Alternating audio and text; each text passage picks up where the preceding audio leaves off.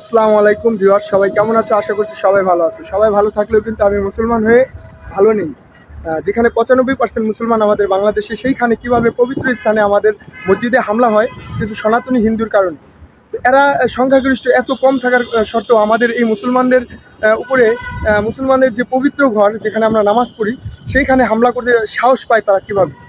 এটার জন্য কে দায়ী? এটার জন্য আসলে আমরা মুসলমান দায়ী। আমরা ইসলাম থেকে দূরে সরে যাওয়ার কারণে আমাদের ইমান এতটাই দুর্বল হয়ে গেছে যে আজকে কিছু সংখ্যাগরিষ্ঠ হিন্দু, যারা 5%ও না, 3-4% মুসলমান, এই 95% মুসলমানের দেশে 3-4% হিন্দু, তারা কিভাবে সাহস পায় আমাদের এই মসজিদে হামলা করার মতো?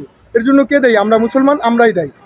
আমাদের ইমান এতটাই দুর্বল হয়ে গেছে যে আমরা মানে কিসের কিসের ভয় পাচ্ছি? আমরা আমরা আমরা তো মুসলমান, আমাদের তো ভিতরে ভয় থাকার কথা না। আমরা ইসলামের জন্য জিহাদ করার জন্য প্রস্তুত।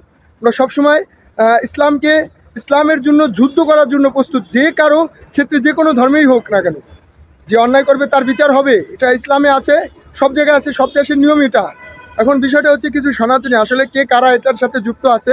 তো এটাই হচ্ছে বড় বিষয়। এই যারা যুক্ত আছে তাদেরকে আইনের আওতায় এনে শাস্তি দেওয়া হবে। আর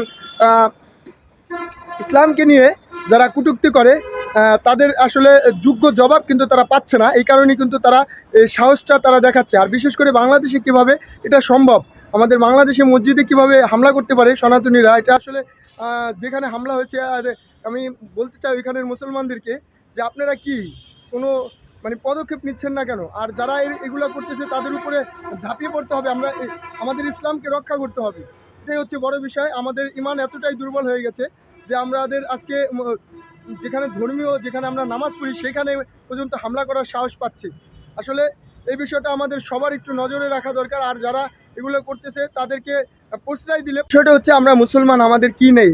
ধন সম্পদ, আমাদের শক্তি, আমাদের ইমানি যে একটা সাহস, এগুলো আমাদের কি নেই? আমাদের তো সব কিছু আছে।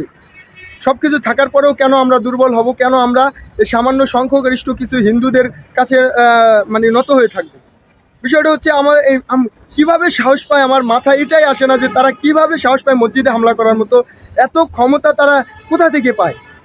আমাদের বাংলাদেশে অন্তত পক্ষে এই ক্ষমতা, তারা ইন্ডিয়াতে মসজিদ ভেঙে মন্দির করতেছে, সেটা মানে আমরা প্রতিবাদ করতে পারতেছি না, সেখানে আমরা কোনো করতে পারতেছি না।